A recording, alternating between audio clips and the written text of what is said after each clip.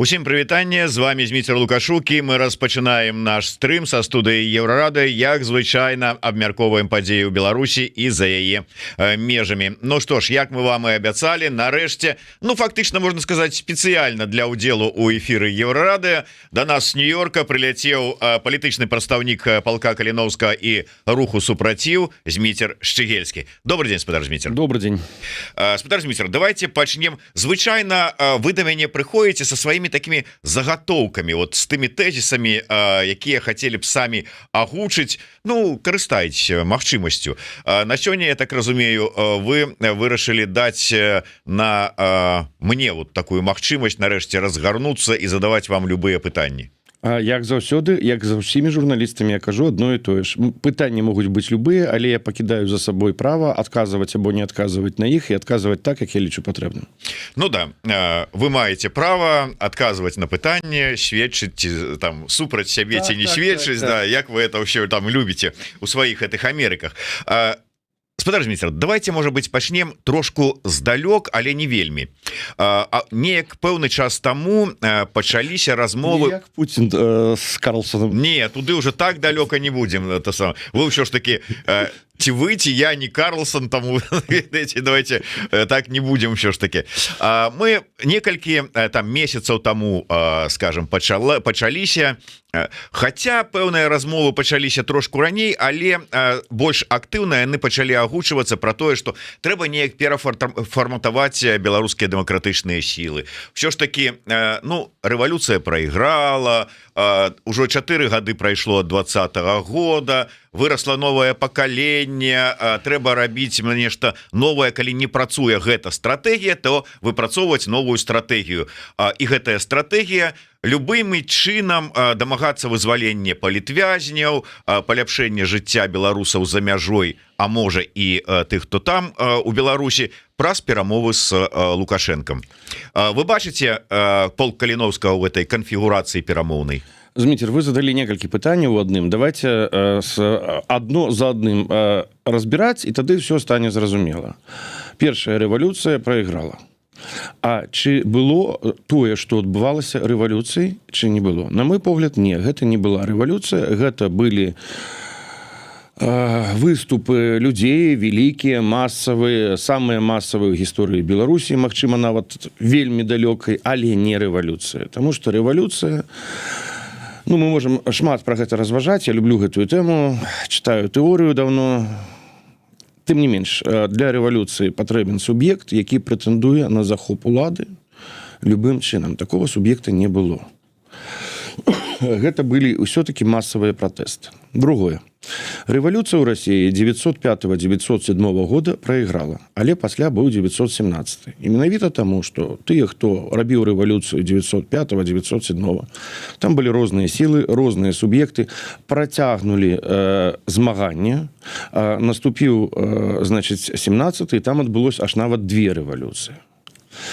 По поводу того перафарматаваць і дамаўляцца.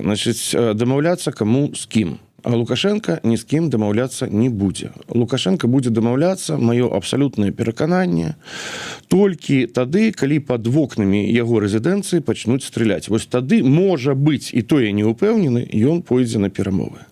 На перамовы ні з якімі дзімсіламі, перафарматуйце вы іх як заўгодна, ён не пойдзе, таму што ён не бача у іх раўнага сябе суб'екта, таму што ўлада гэта ўсё для яго, больш за жыццё, і перамоў ніякіх не будзе. Вось адказ на тое пытанне, вы там задалі яшчэ некалькі, калі не адказаў, задайце, калі ласка, там удакладніце. У прынцыпе, я казаў пра то, але калі гэта нейкія перафарматаванні дэмсілаў па новай, я не ведаю, там па новых, у адпаведнасці з новай стратэгіяй, якую, скажем... Дзе стратэгія новая? А вот яе апісаў, паспрабаваў, ці там закінуў... Не злаваць дзеда? Да. Вот Остапеня закінуў. Гэта не стратэгія. Ну там были 3 пункты асноўныя, у якіх павінна дзейнічаць зараз дэмакратычныя сілы. Гэта, як яны скажуць, медыйка, гэта адстойванне правоў то есть адвакацыя правоў беларусаў і вызваленне палітвязняў. І вызваленне, там было, по-моему, калі не памыляюся, 5 пунктаў, калі мы кажам пра Шрайбмана, калі гэта які развернуў. Не, гэта вот дыскусія, якая была у Сугак там вот і. Мэта стратэгіі, любая стратэгія пачынаецца з мэтапалагання. Калі мы кажам пра тое, што мэтай нашай стратэгіі з'яўляецца дэмакратычныя, незалежныя, нацыянальна арыентаваныя, з павагай да правоў чалавека Беларусь, ну, звычайная еўрапейская краіна, якая нічым прынцыпова не будзе адрознівацца ад Польшы, ад Чэхіі, ад Літвы і іншых нашых суседзяў. То гэтая стратэгія, давайте не злаваць деда і медыйкай займацца, яна не будзе працаваць. Яна можа працаваць на тое, як каб падпісаць акт капітуляцыі. Пры ўмове, што Лукашенко захоча прыняць гэтую капітуляцыю, і тады зачыніць гэтае пытанне, ну тады трэба вярнуцца да прэ-германа. Памятаеце яго артыкул 20-го года, знайсці куточак свабоды унутры не свабоды. Ну, неяк так ён фармуляваў. Ну, вось тады трэба вяртацца да прэ-германа. Тады трэба прызнаць, што Васкрэсенскі, які пайшоў у гэты савет, або Грыша Азарёнак, па тых жа палітвязнях мае значна больш інструментаў, таму што ён хаця б можа адвакатаваць якіх-то палітвязняў, у яго ёсць структура, гэтая камісія, у яго ёсць доступ да якога-то там цела, такога, чи не абавязкова Лукашенка, но яго атачэння. Ну, тады прыядноўвайцеся да іх, прызнайце сваю паразу, і гэта будзе цалкам лагічна.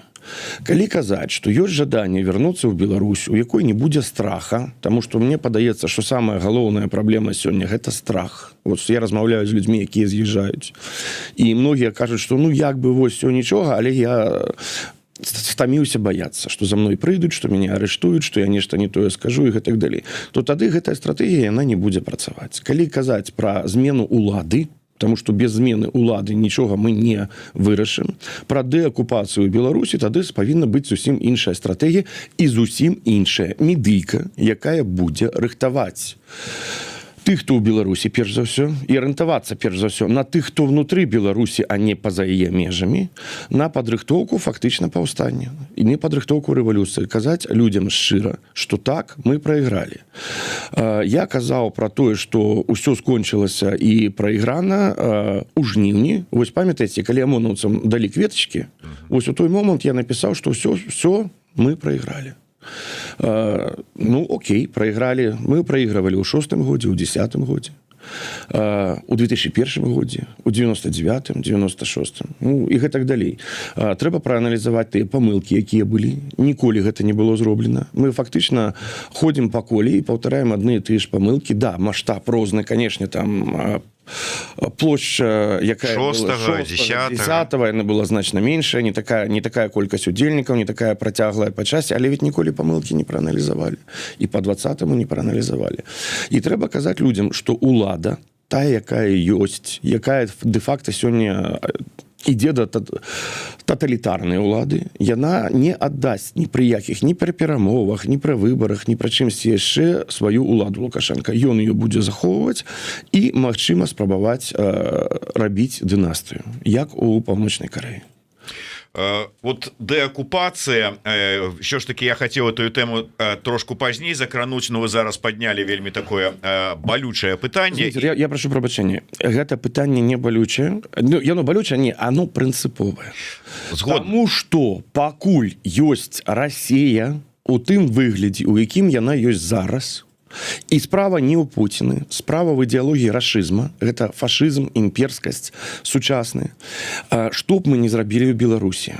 9 мільёнаў выйдзе, 8 мільёнаў выйдзе, ментоў всех разгоняць і амапаўцаў.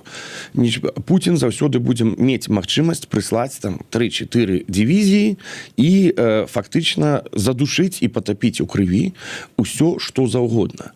Таму перадумовай надзеі на поспех рэвалюцыі і зменаў з'яўляецца тое, каб Расія панесла не проста паразу, а ідэалогія рашызма, якую падтрымліваюць абсалютная большасць россиян перестала быть пануючай ідэалогіяй. Выборы Путина проходили 17 сакавіка, я не помыляюсь. У гісторыі Нью-Йорку ніколі не было зафіксаваны такой длинной чаргі да амбасады, до консулата, каб прагаласаваць. Значит, и гэтая чарга была... До российского консулата. Да, российского консулата. До белорусского у 20-м было? Не, у 20-м. Я кажу, мне падаецца, что чарга до российского консулата была нават больше, чем до белорусского. Ну, бо россиян там болей. Бо россиян болей, неважно. Я к чему? Вот глядите, вот это громадная чарга. Там не было ніводнага чека ў чарге, які якім-то чынам ідэнтыфікаваў сабе як той, хто супраць Путина. Там ходил один человек с стягом Украины и крымских татар. Вы думаете, нехта пачаў кричать ганьба з тых, хто стаяў у чарге, якім-то чынам его нет. Вот гэта я кажу про россиян, якія заходятся за межами России. У Нью-Йорку, где у них есть абсолютный доступ до любой информации, где их нема погрозы, что их побьют, посадят, звольнят с працы. Яны все ровно пришли и падтрымалі Путина. Яны пришли и взяли удел у его выборах. То есть зараз вот эта идеология рашизму, яна абсолютно пануе у головах россиян. І пакуль гэта не будзе вырашана, мы нікуды і нічога не вырашым. І таму змаганне з гэтай ідэалогіяй і з Расіяй імперскай, як жандармам Европы векавечнай ролі сваёй, і ёсць сёння найбольш актуальная задача, перадумова для вызвалення і зменаў Беларусі. І таму полк сёння ёй і займаецца. Каліновскага. Вось я прошу прабачэння, что я дышоў, но я просто весь час сутыкаюсь. Лукашенко Путин, Путин Лукашенко. Справа не в персоналиях, справа в аб'ектыўных гістарычных працэсах. Перш за ўсё, тым працэсе сацыяльна-псіхалагічным, гістарычным, ідэалагічным, які ідзе в России і які создае перадумовы для нашага рэгіёна. Таму што Беларусь у нас нема глобуса Беларусі, у нас ёсць суседзі, ёсць Россия, ёсць краіны Балтіі, ёсць Польша, ёсць Украіна. Такім чынам, нават калі Путин, умоўна кажучы, у пекла потрапіць, і прыйдзе умоўны ліберал, які-нибудь Надеждин, які казаў, што яшчэ падчас сваёй пачатку кампаніі про то, што ніводзін прэзідэнт России, які б не быў, ён не верне акупаваныя тэрыторыі. Пакуль у мозгах россиян будзе панаваць рашизм. То есть неважно, хто там наверсе. Неважно, калі гэтая падла, сука, Путин памрэ, туды ему і дарога, гэта не зменіць стаўленне. Тое, што казаў Надеждин, гэта праўда. Пакуль будзе панаваць гэтая ідэалогія. Вы сказали про тое, што вось зараз, умоўна кажучы, мы там рыпнемся, Путин расіяне прышлюць колькі салдатаў і ўсё задушаць, у крыві зальюць, і ўсё, рэвалюцыя скончыцца. Гэта мы кажам сёння, на фоне таго, колькі іх полягло, забіта удобрыла поля Украины. А ў 20-м годзе гэта было для іх ввогуле расплюнуць. Так ці не правы тады быў Олег Латышонак, які казаў про тое, што марныя былі гэтыя ўсе спробы паўстанняў, трэба было сидзець ціхонька, берагчы сілы для моманта X. Першае, Зміцер, гісторыі немагчыма казаць, а если бы, так абы, гэта пачынаецца альтэрнатыўшчына. І я не упэўнены ў тым, што ў 20-м годзе вось Путін бы гэта зрабіў. Путін тады яшчэ быў больш-менш прымальны у міжнароднай палітыкі. Яму зараз няма чаго губляць, тогда яму яшчэ было чаго губляць.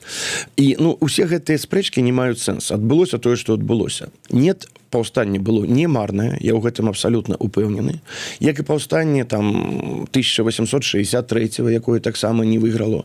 Але вось гэтыя падзеі, ведаеце, наша беларуская нацыя, яна як пульсіруе. То узнікае, то затухае. Так вось, менавіта тое, што былі гэтыя паўстанні, прывяло пасля да ўзнікнення БНР, БНР да БССР, БССР пры развале Радзянскага Саюза да незалежнасці Беларусі. Тое, што было зараз, нам можа падавацца, што марна, але я ўпэўнены, што ў гістарычным сэнсе не раней ці пазней гэта прывядзе да перамогі. Але трэба разумець, казаць людзям праўду. нават тую, якая непрыемная. І гэта праблема сучаснай палітыкі усей, не толькі беларускай, а заходняй. Таму што палітыкі вельмі залежаць ад таго, ад лайкаў, умоўных лайкаў. Як я кажу, у нас шмат лайкераў і вельмі небагата палітыкаў. Таму што гэта праблема дэмакратыі. Праўда на сёння выглядае як? Вот якая яна гэтая праўда? Што без крыві не абыдзецца, не будзе вызвалення? Ці вот не абавязкова. Значыць, могуць быць розныя сцэнары. Я упэўнены, вось яшчэ адзін тэза, якую мне вельмі не падабаецца, якую прасоўваюць так шмат. Або да перамовы, або грамадзянская вайна.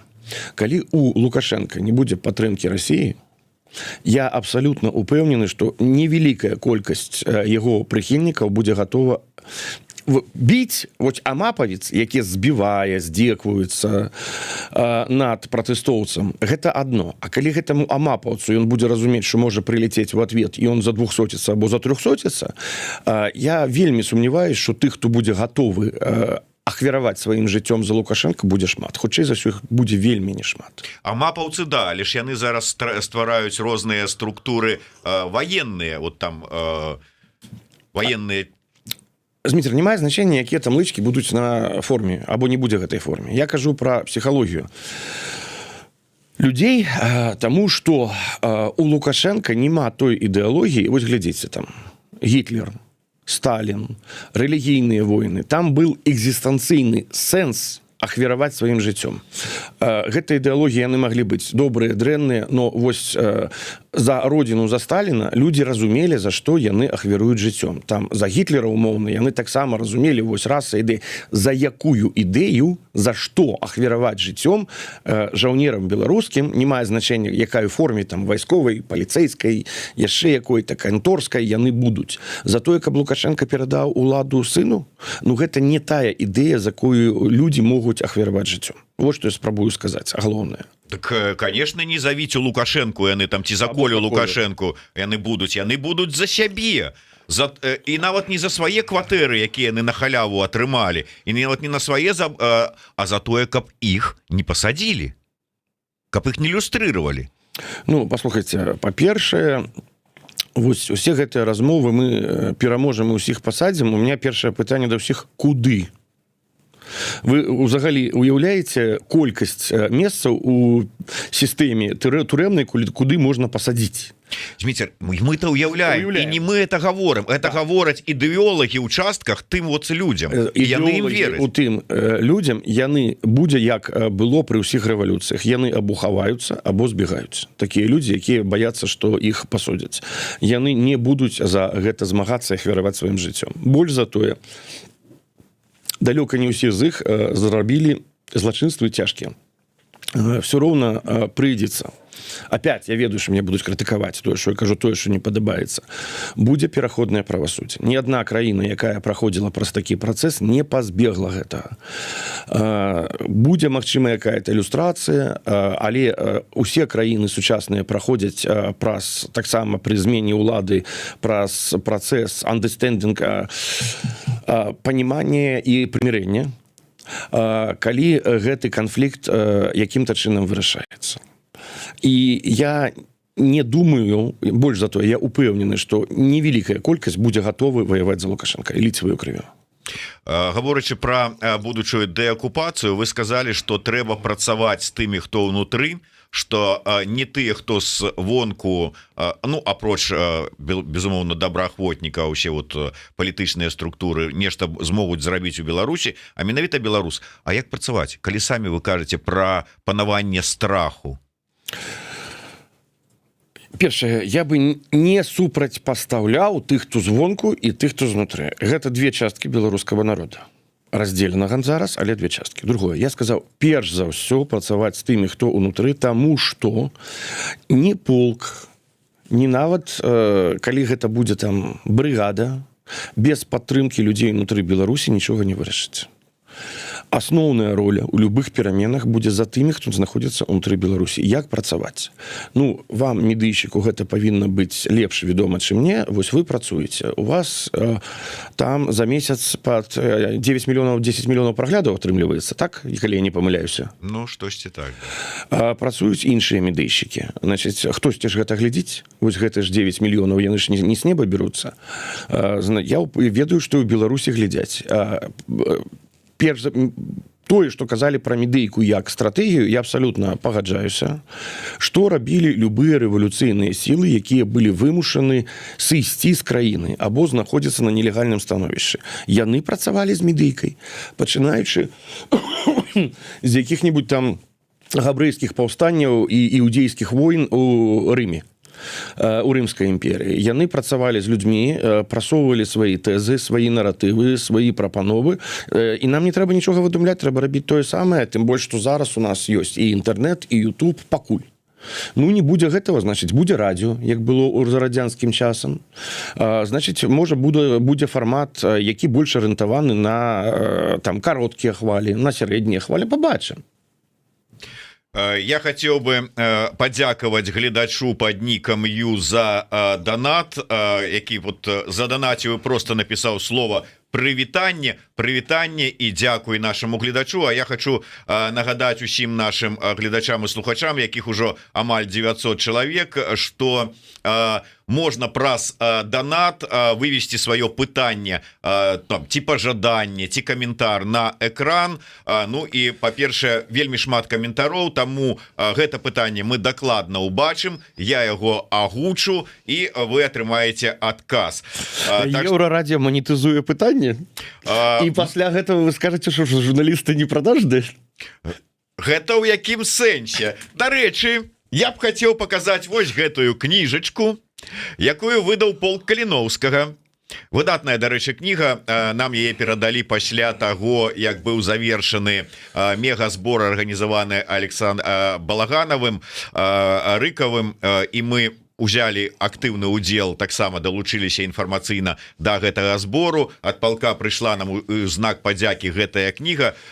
Гэтую кнігу можна набыць таксама. Заходзьце на старонкі палка, і ўсе грошы, якія атрыманыя з гэтага палка, з продажу гэтай кнігі, пойдуць на патрэбу палка, на набыццё рыштунку і ўсяго астатняга. Зміцер можа сказаць больш падрабязна. Зміцер, вельмі шчыра дзякую за падтрымку палка, за тое, што вы узгадваеце. Таксама дзякую за інфармацыйную падтрымку таго збора, які рабіў Александр Балаганаў на сваім канале Рыкаў, на канале Балаганаў. Я быў вельмі прыемна здзіўлены, як хутка гэта адбылося. Мы размаўлялі з Александром яшчэ і да пачатку, і як бы былі сумневы, што ўдасца гэта зрабіць, але, бачыце, беларусы падтрымалі далярам, там, еўра, злотым, ну, карацей кажучы, грашамі. І гэта выміральны, матэматычна-выміральны результат. І дзякуй вам за падтрымку, і дзякуй усім, хто дапамагае палку.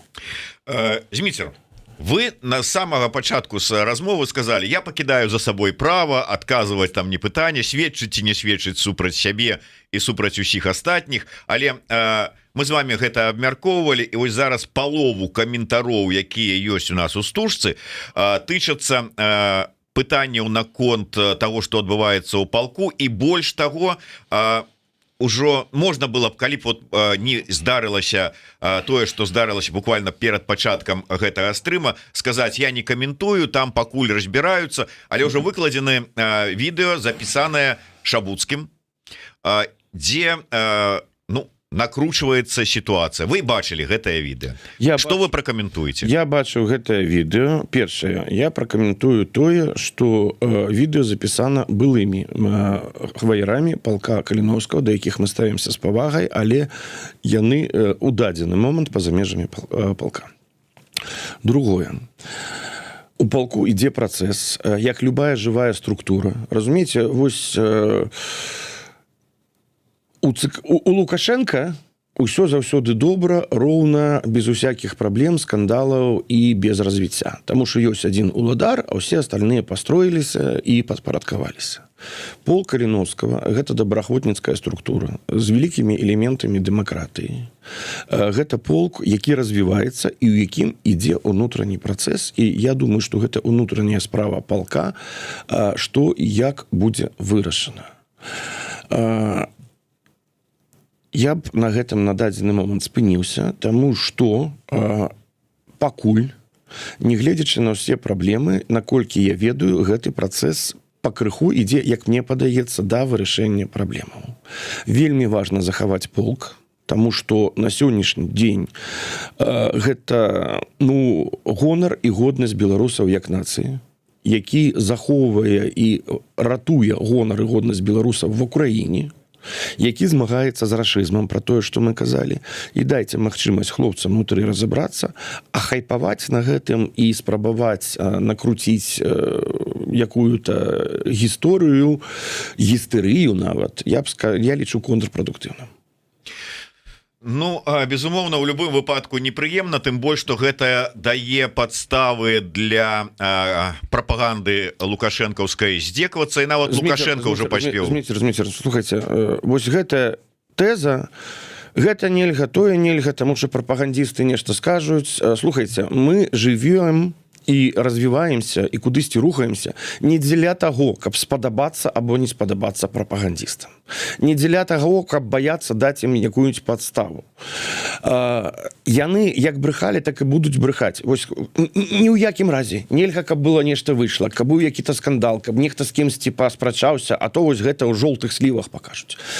Гэта не працуе так. Мы павінны арыентавацца перш за ўсё на беларускі народ, на саміх сабе, на дэмакратычныя сілы, а не на тое, што скажа Азарёнак. Цалкам згодны у прынцыпе, але давайте закранем ўсё ж таки тэму. Ну, вы ж палітычны прадстаўнік, палітычную тэму удзелу ў выбарах, коордынацыйную раду. Пыталіся тут, дарэчы, у мяне, ці ёсць у спісе, які ўзначальвае Кабанчук і Зміцер Шчыгельскі? Не, меня няма ў спісе. Чаму? Была дыскусія на гэтую тэму, ведаеце, мы з Вадзімам размаўлялі на гэтую тэму і публічна, і не публічна, у нас з ім рознае меркаванне. І я не ўпэўнены, я вось не магу сказаць, што я ўпэўнены на 100%, што я маю рацыю, а ён не мае рацыі. Я стаўлюся пакуль даволі асцярожна да ідэі коордынацыйнай рады 3.0, Вадзім ставіцца больш аптымістычна. Я не бачу праблемы, калі нехта паспрабуе, і, магчыма, яны маюць рацыю, магчыма, я памыляюся. Добра, я прызнаю тады свае памылкі, скажу, што вы мелі рацыю. Нехай хлопцы паспрабуюць, і я буду падтрымліваць іх і агітаваць за тое, каб іх падтрымлівалі на выбарах, каб галасавалі за іх. Но я пакуль застаўся пры сваім меркаванні. Без датычнасці да палка Каліноўскага, да супраціва, просто асабіста ваше меркаванне можа быць такое, як аналітыка мяне цікавіць. А чаму у вас сумневы у коордынацыйнай радзе 3.0? Таму што коордынацыйная рада гэта што? Нам кажуць, што гэта протапарламент. Але протапарламент мае зразумелыя функцыі. З коордынацыйнай радай гэтых функцый не зразумелыя. Другое. У протапарламент або ў парламент заходзяць палітыкі. У нас атрымліваецца, што ў коордынацыйную раду ідуць прадстаўнікі, палітыкі, умоўна кажучы, ідуць грамадскія дзеячы, ідуць блогеры, і атрымліваецца, што гэта будзе якой-то мікс з палітычнага, грамадскага, праваабарончага і інфармацыйнага.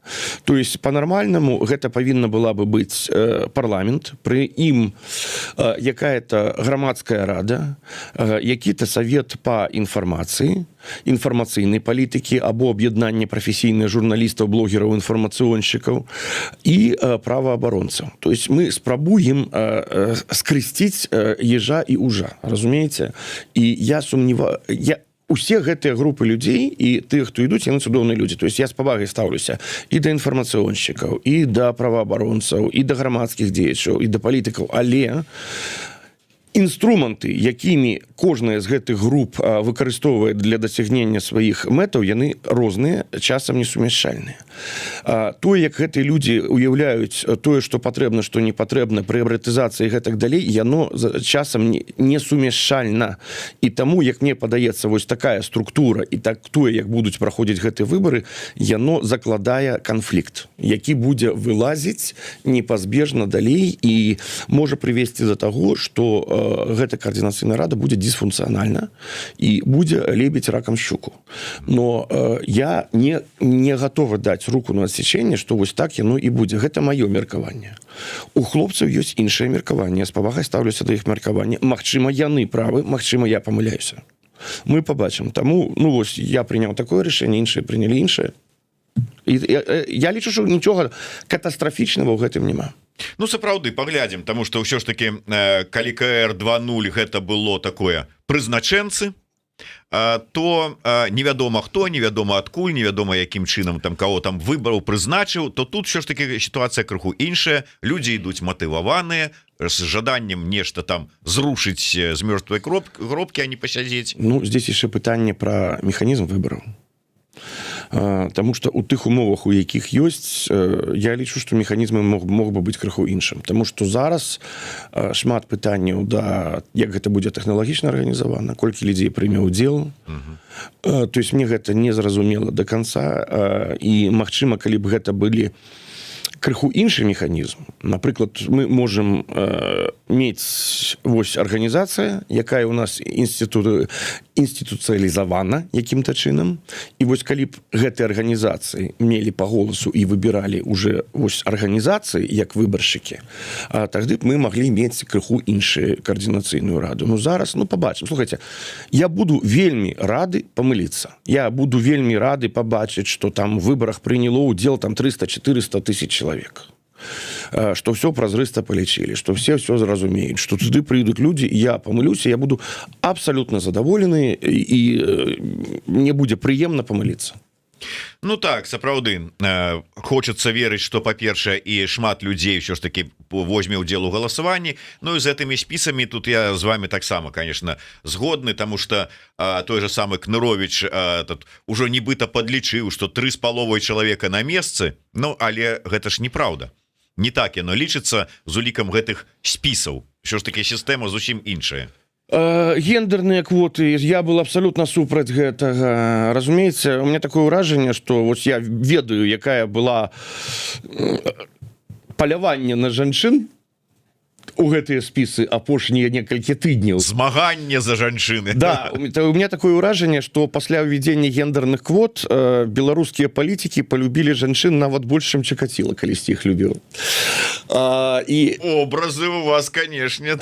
Таму што я у прынцыпе супраць гендерных квот. Глядзіце, што такое гендерныя квоты?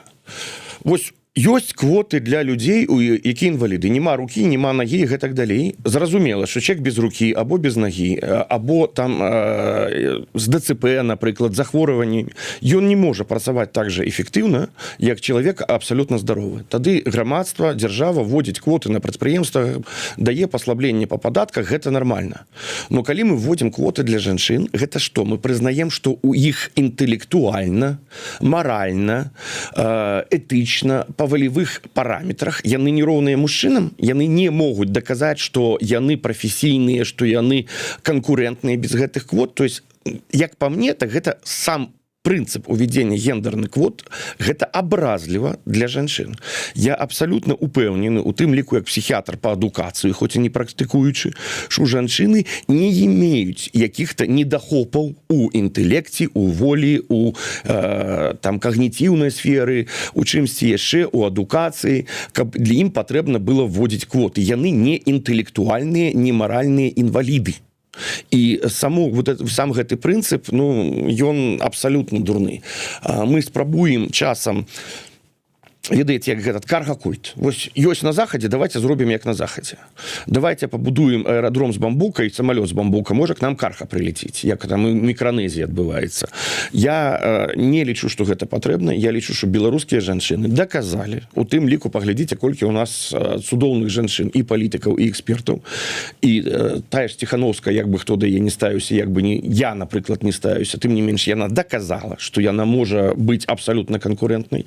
Ну, яшчэ адна з прычын, чаму мне былі такое адстаўленне да каардынацыйнай рады, гэта квоты. Вот так вот. І пасля гэтага вы паверыце, што гэты чалавек толькі што з Нью-Йорка прыляцеў да нас. Вот так вот.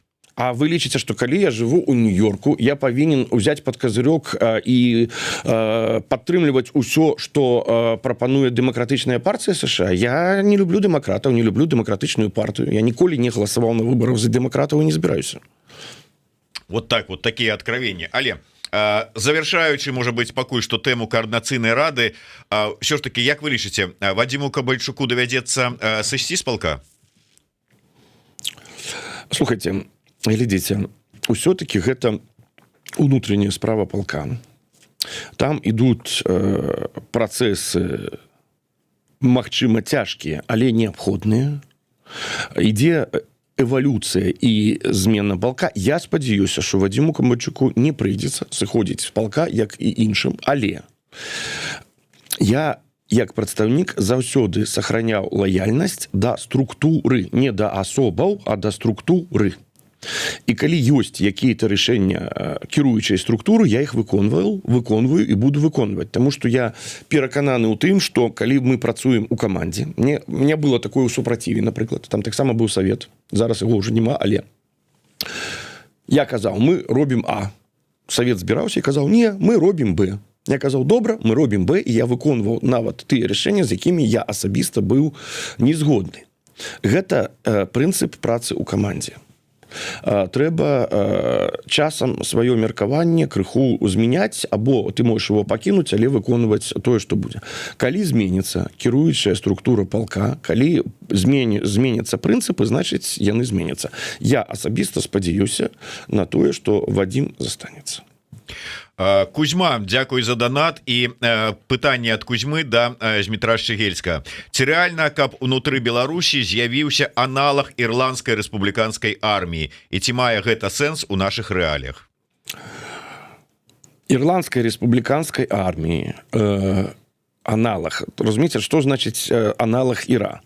Калі чыста тэрарыстычная арганізацыя, якая выкарыстоўвае тэрор як метад барацьбы, рэальна, но я лічу, што гэта не мэтазгодна, і тэрор сам па сябе не вядзе да перамогі.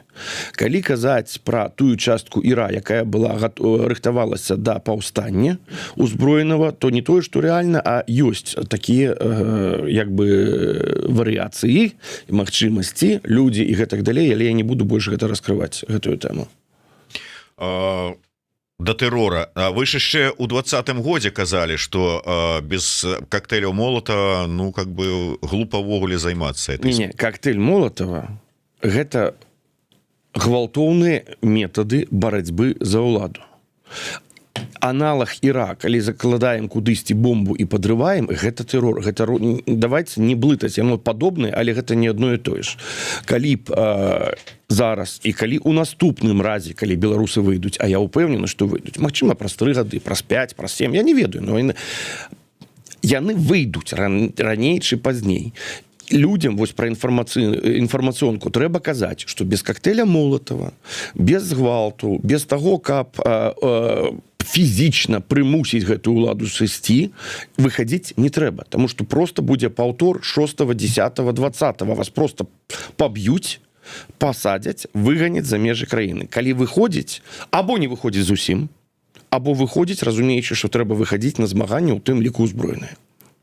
Я разумею, што можна казаць зараз вывод медыйка, гэта трэба людзям даводзіць, тлумачыць, але вот вы сапраўды верыце ў тое, што беларусы, сённяшнія беларусы здольныя на вот такі супраціў? Зміцер, першае, я не катэгарычна не згодны з тым, як вы задалі пытанне. Медыйка нікому нічога не вінна.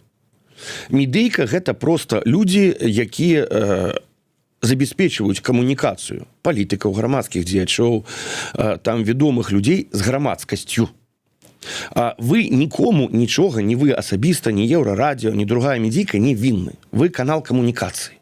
Пажадана, каб ён был больш-менш аб'ектыўны, гэта не ваша задача, гэта задача тых, хто з медыйкай працуе, перш за ўсё беларускіх палітыкаў. Вы ў гэтым сэнсе арыгінальны чалавек. Вот вы рэдкі такі вот звер, які так вот лічыць. Чаму? Да вот ўсе астатнія чамусьці перакананыя, што мы павінны абслужваць нечыя інтарэсы. Паслухайце, журналісты гэта ўсё-таки не прастытуткі. Журналісты гэта людзі, якія выконваюць сваю працу, забяспечваючы камунікацыю, канал камунікацыі, якія задаюць пытанні, якія ўздымаюць тэму, но яны нікому нічога не вінны, як у любой краіне. І больш за тое, калі журналістыка пачынае абслугоўваць чыйсьці інтарэсы, гэта больш не журналістыка, гэта прапаганда. Гэта вось будзе Грыша Азарёнак наабарот, які будзе абслугоўваць чыйсьці інтарэсы. І нічога добрага ў гэтым няма, нават калі гэта будзе у другі бок прапаганда. Саша Бусел піша: я ўсё разумею, што вакол робіцца, я ведаю, на якім я баку, толькі не ведаю, што рабіць, калі што пачнецца, бо ніхто пра гэта не гаворыць, а трэба, каб для кожнага была публічная інструкцыя, трэба, каб кожны доктар, слесар, вадзіцель і испалкомавец ведаў, што яму рабіць, калі што пачнецца, калі будзе наступаць да нас полк Каліновскага. Падтрымліваць полк Каліновскага, сабатировать любые рашэння, загады і гэтак улады. Калі чалавек знаходіцца ў добрым фізічным стане, пры першай жа магчымасці даеднацца да палка Каліновскага, выкарыстоўваць усе, не толькі не гвалтоўныя, а ўсе метады змагання, перш за ўсё з сілавікамі, якія будуць спрабаваць захаваць уладу. Ну, я не думаю, што мы у эфіры будзем даваць рэцэпты коктейля Молотова, але любы, хто цікавіцца, знойдзе іх з лёгкасцю в інтэрнэце і не толькі коктейля Молотова. Таксама цікавіцца тактыкай змагання і улічнай барацьбы, мець якія-то, скажем так, схроны, рыхтавацца матэрыяльна-тэхнічна, фізічна, маральна, тактычна. Вось вам адказ. Тыя, хто по стане здароўя, фізічнай формы і па якіх-то іншых прычынах не гатовы да гэтага, ім трэба рабіць тое, што яны рабілі ў 2020 годзе, але падтрымліваць тых, хто будзе актыўна удзельнічаць у гэтым паўстанні. Матахары піша, вот вяртаючы нас да тэмы Координацыйнай рады, КР патрэбны, каб была движуха, інакш усё будзе як заўсёды, чакаць будзем яшчэ 10 гадоў. Але што стане з нашымі палітвязнямі? Ну, дарэчы, вам бачыцца нейкае вот, ну, я не ведаю, там кірунак вырашэння гэтага пытання? Я неаднаразова казаў, што пакуль у Беларусі захоўваецца той рэжым, які ёсць, у Беларусі будуць палітвязні. Гандаль палітвязнямі, які пачаўся дэ-факта з 6-го года, стымулюе Лукашенка к таму, каб палітвязней было больш. Вы разумееце, што я маю на ўвазе, калі кажу пра 6-й год і крэдыт МВФ, калі не памыляюся, нашае там на некалькі мільярдаў даляраў. Каб палітвязней выйшлі, ёсць толькі адзін спосаб. Гэта знесці гэты рэжым і фізічна іх выпусціць. Таму што нават калі там у выніку якіх-то прапаноў і яшчэ чагосьці якая-то частка выйдзе, новая зойдзе. Без змены гэтага рэжыма пытання палітвязняў іншага адказа і рашэння не мае. Пытанне, ну ці каментар, хутчэй нават ад гледача пад нікам Анонимус. Противно слышать, что Шабуцкий хайпует на проблеме. Я примерно такое же от Лукашенко слышу последние много лет. Ну а вы, Щегельский, и продолжайте умалчивать проблему, так полк мы и потеряем, да. Еще раз. Я не казал, что Шабуцкий хайпуе на проблеме. Я сказал, что той відэазапіс, які з'явіўся, гэта відэазапіс паважаных ветэранаў полка Каліновскага. Рашэнне пра тое, што адбываецца ў палку, павінна і будзе вырашана ўнутры палка тымі, хто ім знаходзіцца і хто з'яўляецца яго ваяграмі. Ну да, вот пачаліся тут паміж сабой спрэчкі на гэтыя тэмы. Ну, але давайте мы пойдзем далей, тым больш, што у нас не так шмат часу, на жаль, больш за 1300 у нас гледачоў. Карыстаючыся момантам, яшчэ раз звяртаюся да ўсіх, заходзьце, подписывайтеся на сацыяльныя сеткі полка Каліновскага, і не толькі полка Каліновскага, увогуле беларускіх добраахвотнікаў і іншых падраздзелах. По магчымасці ёсць зборы, якія аб'яўляюць і полкі, іншыя ваяры беларускія, бо ва ўсіх ёсць розныя патрэбы. Пры магчымасці дапамагайце полку, корпусу, там просто беларускім добраахвотнікам. У любым выпадку гэта будзе падтрымка наших хлопцаў і дзяўчат. Правильно говорю? Абсолютно правильно. Дзякую за тое, што вы гэта кажаце, таму што на сёння полк Каліновскага, беларускія добраахвотнікі — гэта гонар і годнасць нацыі. Я в гэтым абсолютно перакананы, не гледзячы на якія-то праблемы, якія непазбежны пры развіцці любой структуры, любой арганізацыі і нават пры развіцці там чалавека. Ён праходзіць праз крызісы, праз праблемы, гэта нармальна. Я б хотел з вами на завершение закрануть такую, может быть, агульную тему, больш широкую, не там уже упирающуюся ў конкретные там нейкія там координацыйную раду, полк, хотя это безумоўно вельмі важное, але я б хотел спытацца у вас такое. Вот выступал министр Сикорский і сказаў такія словы: Лукашенко мусіць даказаць самастойнасць, каб весці палітыку паміж Расіяй і Захадам.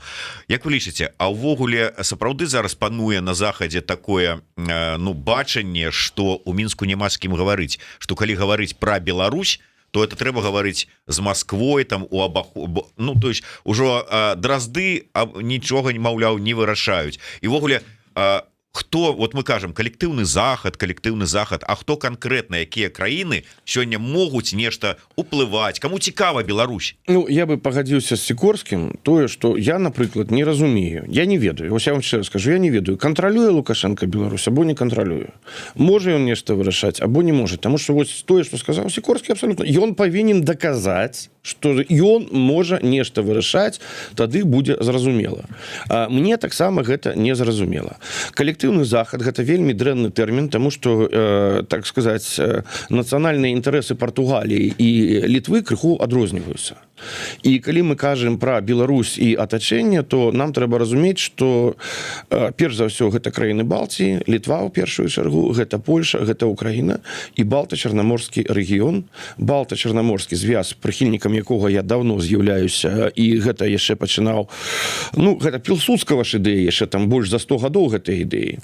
І я лічу, што вось з гэтымі краінамі нам, беларускім дэмсілам і нацыянальна-дэмакратычным сілам, перш за ўсё трэба працаваць з іх уладамі, з іх палітыкамі, і без іх дапамогі мы нічога не вырашым. І вось тая вайна, якая ідзе в Украіне пасля уторгнення шырокамаштабнага Расіі, мы бачым, які працэнт ад бюджету от GDP валового внутреннего продукта краіны ахвяравалі на дапамогу Украіне. І найбольш за ўсё гэта балтійскія краіны і гэта Польша. Я разумею, што там маленькія сумы, напрыклад, у параўнанні са Злучанымі Штатамі, але гэтыя сумы для іх у адсотках ад іх валового внутреннего продукта яны значна больш вялікія, чым адсотак, які займаюць сумы, напрыклад, са Штатаў. Мы бачым, што я упэўнены, што бяспека Беларусі ў будучыні, яна перш за ўсё павінна трымацца на рэгіянальным балта-чарнаморскім звязе, на інтэрмарыуме, называйце гэта як заўгодна, а не на спадзевах, што вось прыйдзе НАТО і все парашае. Ну, сапраўды ва ўкраіне апошнія, там, скажем, 5-7 гадоў таксама пачаліся размовы пра гэты балта-чарнаморскі саюз. Мы з вами узгадывалі вядомага украінскага палітолага Юрыя Романенко, які таксама пра гэта казаў. Той жа ідэі і Яўген Магда прытрымліваецца, наколькі я ведаю, іншыя людзі. У Польшчы гэта ёсць.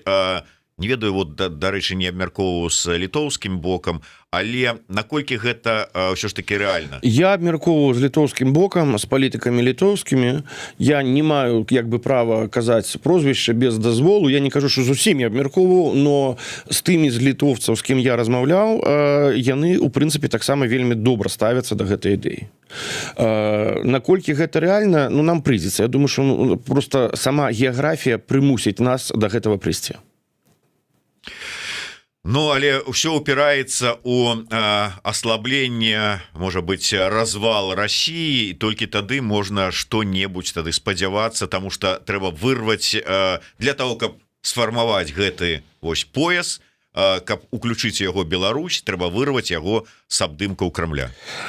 Ну, Россия гэта отдельное складанае пытанне, ведаеце, опять буду казаць непопулярные речи. Я думаю, что белорусским национально-демократычным силам прыйдзецца шукаць якога-то партнёра сярод российской оппозиции.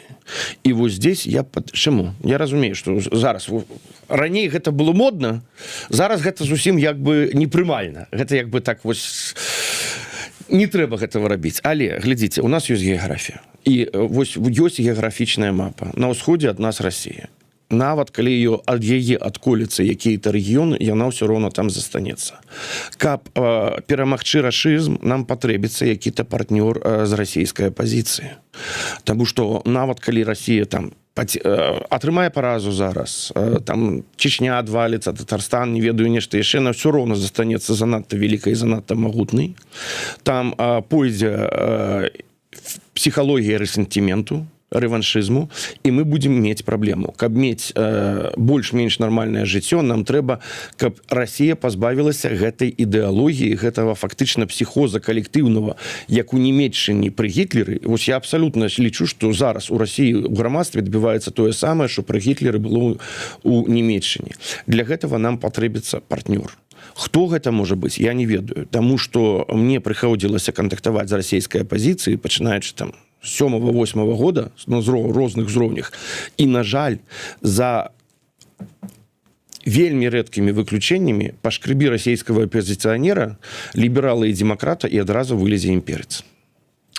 Вы разумееце, што вось сёння вашыя словы пра супрацу з расійскімі лібераламі, яны ў прынцыпе раўны словам, якія казалі ў 20-м годзе пра тое, што, ну, можа быць, там Путін, Крэмль перайдуць, падтрымаюць беларускі народ.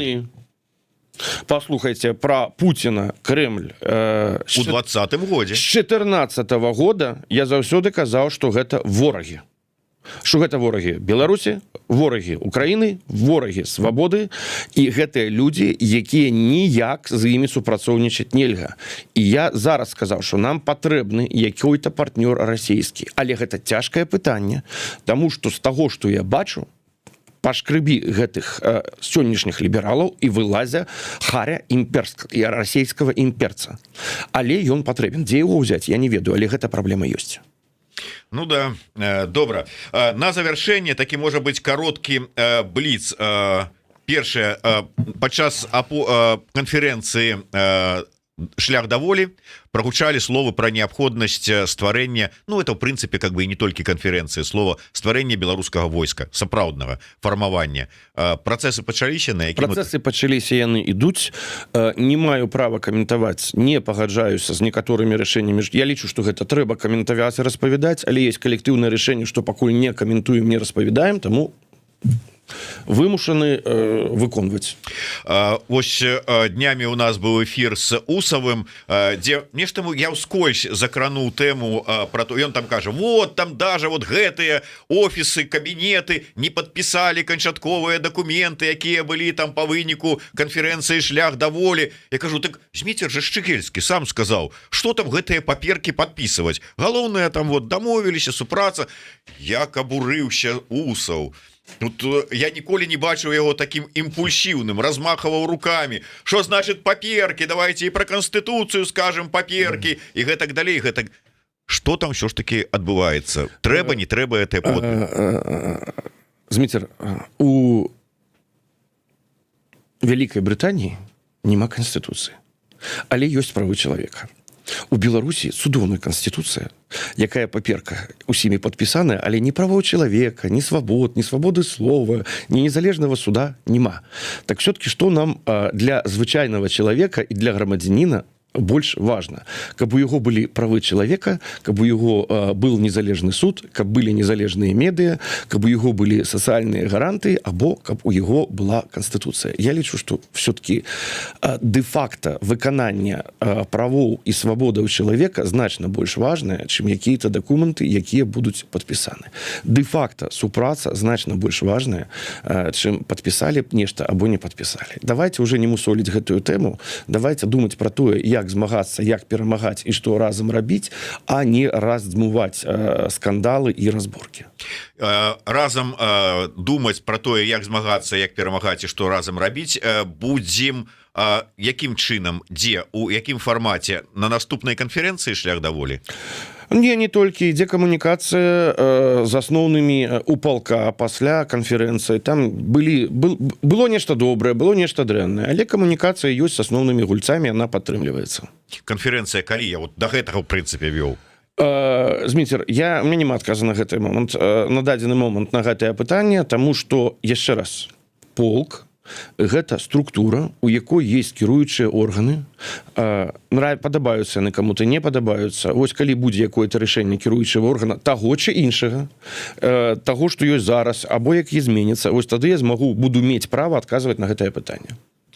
Фаркорнер піша: Зміцер, дзякуй вялікае за інтэрв'ю, вы адзін з нешматлікіх, каму я давяраю канчаткова. Дзякуй. Безагаворачна написано, но вот нешта вот не пераклаў сходом. Ну вот, что можете, хотели бы самі сказаць на завяршэнне нашай сённяшняй размовы, там звяртаючыся, я не ведаю, да беларусаў, да ваяроў палка, да беларусаў у Беларусі, да заходніх палітыкаў, у канцы канцоў. Я ж ведаю, што нас тут глядзяць все, пачынаючы ад Байдена і гэтак далей. Вы ж там усім параскідалі спасылкі. Да, Байдену асабіста. Значит, что б я хотел сказать? Слухайте, я, наверное, скажу вельмі такія простыя рэчы. Верам, можам, пераможам. Для таго, каб гэтага дамагчыся, нам трэба разумець праўду, нават калі яна непрыемная, не ствараць ілюзій, быць рацыянальнымі і рашучымі. Без гэтага нічога не адбудзецца. Не абманывацца і не падманываць саміх сабе, нават калі гэта вельмі хочацца зрабіць. Так, дзякуй вялікі. Так, Антон, я просто зараз пагляжу, нібыта нейкае пытанне задаваў і вельмі абураецца, что так, у тех, кто воюет в ПКК, есть контракты, украинское командование. Что такое с юридической точки зрения штаб полка, общественная организация? Такое вот пытанне. Слухайте, я не юрист, я не ведаю. Штаб полка – гэта кіруючы орган, які дэ-факта кіруе полком.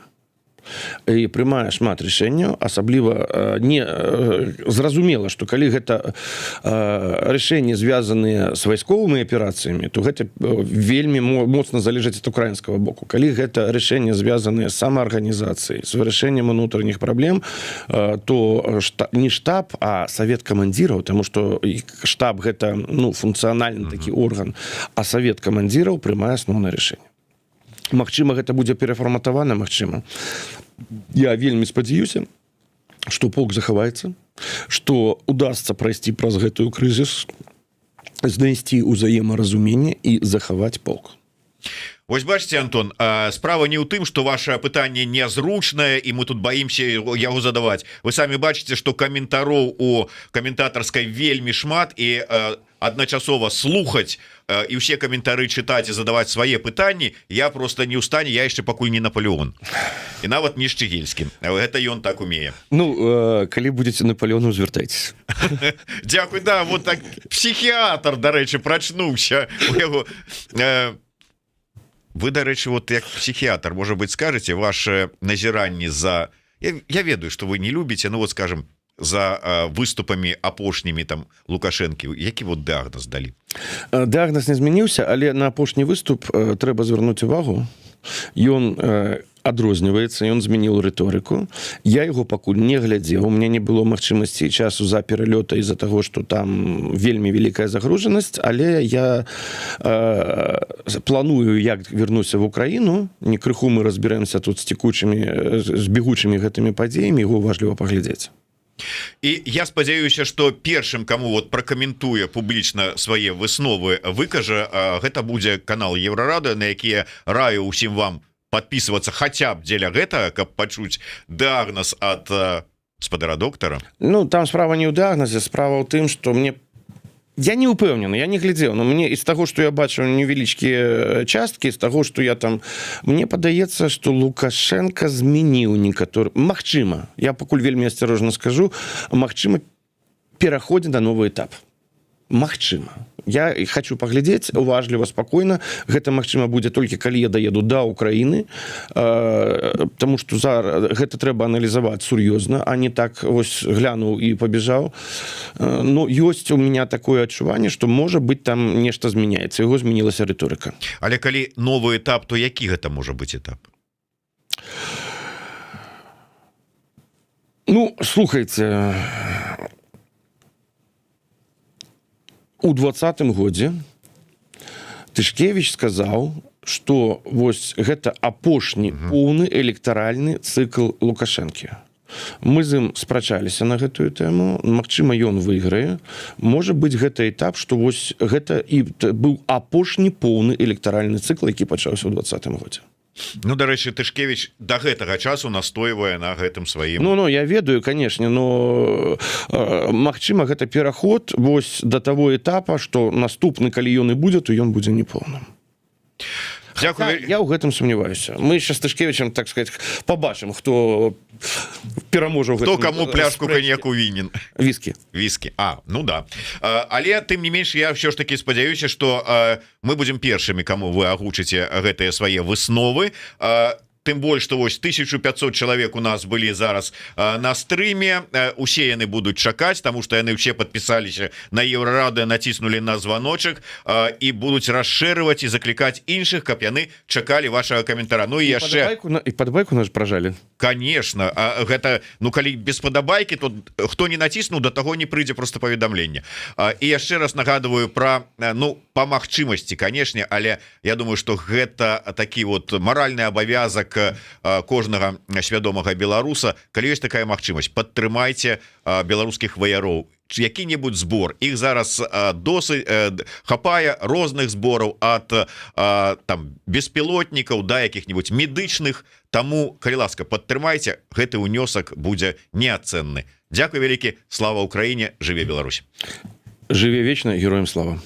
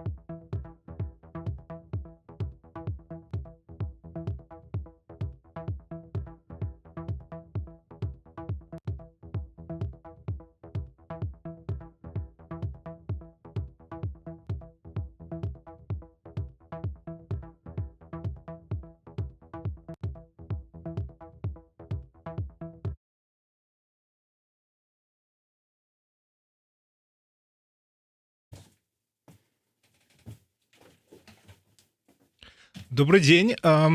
При микрофоне Тарас Тарналіцкі. Мы працягваем наш жывы эфир на Еўрарадыё.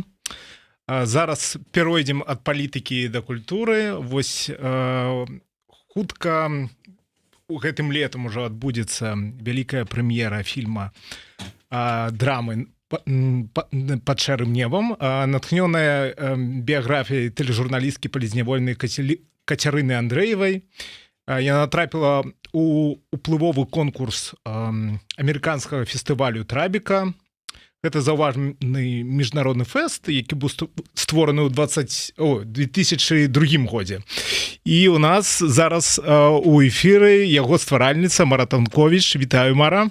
Добрый день. Будзе цікава вось паразмаўляць пра гэты праект, пра вашу будучыню, вашы планы. Я хацеў бы, напэўна, пачаць з першага пытання. Увогуле, лічу цябе з тым, што фільм трапіў у такі уплывовы фэст, які стварыў у тым ліку Роберт Дэ Ніра. Распавядзі, гэта дастаткова моцны старт для стужкі, ці вы разлічвалі, магчыма, на іншы фэст? Калі вось, таму што, наколькі я памятаю, мы ў мінулым годзе з тобой размаўлялі, ты казала, што вы плануеце, што фэст будзе прэміраваны на якімсьці еўрапейскім фестывалі, а тут амерыканскі і Трайбека. Як так сталася ўвогуле? Чаму? Слухай, ну мы, конечно ж, абмяркоўвалі з камандай нашы фэсты мараў, таму што першы падыход робіцца заўжды на фестывалі, якім ты аддаеш гэта права святовай прэм'еры. І мы склалі спіс фестываляў, якія кожны з гэтых фестываляў быў бы проста дасягненнем Мары насамрэч. Ну і, конечно, мы аналізавалі таксама, бо кожны фестываль, як ты разумееш, мае таксама свой профіль, сваю спецыфіку, свой характар. Мы аналізавалі, на якіх фестывалях, на якіх з буйных фестываляў мы маем найбольшыя шансы, і таму былі нейкія думкі, што вось калі нас возьмуць, то хутчэй за ўсё нас возьмуць вось там туды, альбо магчыма вось тут ёсць нейкі шанец. Ну і мне падавалася лагічным, што гэта будзе еўрапейская пляцоўка, таму што Еўропа бліжэй да Беларусі, да тэмы, яна можа больш сугучна, можа больш зразумелая, можа больш людзі ведаюць, што адбываецца. Ну, у прынцыпе, як бы лакальныя фэсты, так это прагучала, еўрапейскія фэсты, арыентаваныя менавіта на еўрапейскае кіно. А тут, бачыш, усё адбылося інакш. Ну, Трайбека таксама была маім фэстам мараў. Мы на яго падаваліся, таму што з амерыканскіх мы не падаваліся ўвогуле на Сандэнс. Гэта адна з дзвюх такіх буйных пляцовак для незалежнага кіно у Штатах, гэта Сандэнс і Трайбека. На Сандэнс мы не падаваліся проста па часе заканчэння нашых прац над постпрадакшанам. На яго трэба было падавацца, по-моему, у верасні, і сам фестываль у студзені. Вось, і гэта было толькі гэтыя два амерыканскія фестывалі мы, у прынцыпе, так у тэорыі разглядалі у сваёй свядомасці, на Сандэнс не падаваліся ўвогуле, ну, на Трайбеку было ж такое, што, слухайце, ну, давайте будзем падавацца. Вядома, вельмі не шмат стужак з Еўропы туды трапляе, але, ну, давайте спрабуем. І што цікава, падчас удзелу беларускай дэлегацыі ў еўрапейскім кінарынку сёлета, таксама ў межах працы на кінарынку, я кантактавалася з фестывалямі, якія мы выбралі як перспектыўныя прэм'ерныя пляцоўкі, там спрабавала з кімсьці сустракацца, прадстаўляць фільм. І акурат з Трайбекі не было ніякага адказу, увогуле. Кожны штосьці там мне адказаў, альбо, ну, давайте сустрэнемся, альбо не, прабачце, мне няма калі. Трайбека была просто таким цішынёй сцяной. І я ў маёй свядомасці, шчыра кажучы, так ужо згубіла надзею ў пэўны момант, што нас туды возьмуць. Таму вельмі прыемна, што фільм адгукаецца, і, дарэчы, менавіта з такой фармулёўкай праграмеры нас запрасілі, што для іх гэта кіно, якое адгукаецца ім не толькі такім партрэтам падзеяў ва ўсходняй Еўропе, як яны гэта сфармулявалі, але і ўвогуле сугучна з тым, куды ідуць грамадства, якія выбіраюць аўтарытарных палітыкаў, яны таксама бачаць нейкую сугучнасць з працэсамі, якія адбываюцца ў Штатах. Ну, гэта цікава, таму што сам фестываль, наколькі я разумею, ён аналізуе грамадзянскую сітуацыю ў іншых краінах і спрабуе вось гэта прэзентаваць гэты вопыт аналізу такога ў якасці кіно, у якасці мастацтва вось на сваёй пляцоўцы. Мне вось цікава распавядзі, напэўна, нашым гледачам пра сам праект. Цікава, што зразумела, што гэты фільм, які прысвечаны ці натхнёны, хутчэй натхнёны, пусть будзе так, такая фармулёўка, лёсу Кацярыны Бахвалавай, Андрэевай, журналісткі Белсату, вось якая вела стрым у 20-м годзе з маршам Бандарэнкі, і не толькі яна шмат працавала, асвятляючы падзеі і ў іншыя гады, і не толькі вось у 20-м годзе, але яе пачалі вось рэжым пачаў пераследаваць менавіта пасля гэтага. Фільм, безумоўна, будзе прысвечаны частку яе прафесіі і таму, як яна трапіла за краты і гэтых адносінаў з яе сям'ёй. Вось распавядзі, пра што гэта кіно для цябе, яно пра палітвязняў, пра каханне, нейкая персанальная гісторыя. Вось. Для мяне гэта, я думаю, што перадусім кіно пра людзей, пра двух герояў, Лену і Іллю, і пра іх намаганне выжыць у рэчаіснасці, якая у жывым эфіры разбураецца вакол іх, і якая змяняецца, мутуе, змяняе правілы, і ты просто спрабуеш знайсці гэтую глебу пад нагамі, на якую ты можаш абаперціся, і яна ўвесь час вылятае. У пэўным сэнсе, гэта вельмі такое асабістае кіно ў сэнсе спосабу аповеду, спосабу нарацыі. Гэта не манументальная баталістычная карціна, не, гэта вельмі пра людзей. Я таксама сфармулявала ў пэўны момант мэту, што яна мусіць быць антыпомнікавая, то бок гэта не пра геройскі наратыў, гэта хутчэй пра чалавечы кошт, пра ўнутраны таксама чалавечы кошт, і пра шлях, пра пошук шляху на тое, каб вытрываць у гэтай рэчаіснасці. Гэта так для мяне. А пра што будзе кіно для гледачоў, мне вельмі цікава.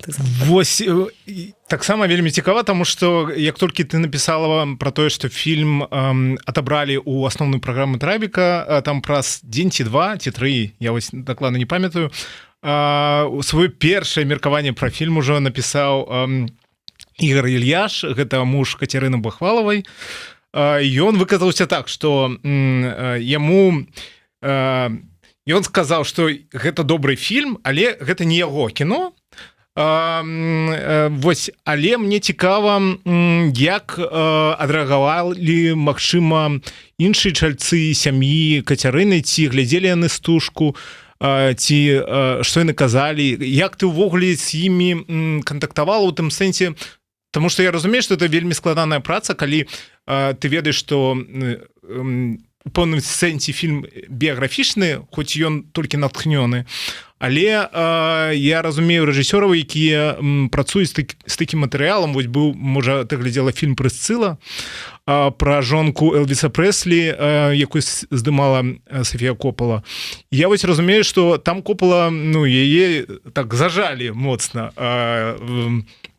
Вось сама Прысцыла Прэслі, таму што вось патрабавала, што трэба вось так здымаць, трэба вось гэта прыбраць, гэта не прыбраць. Як у цябе выдавалася гэта праца з бацькамі і увогуле з сям'ёй Кацярыны? Як шла праца? Можа, нешта можна распавесці? Слухай, я перадусім размаўляла з Ігорам. То бок...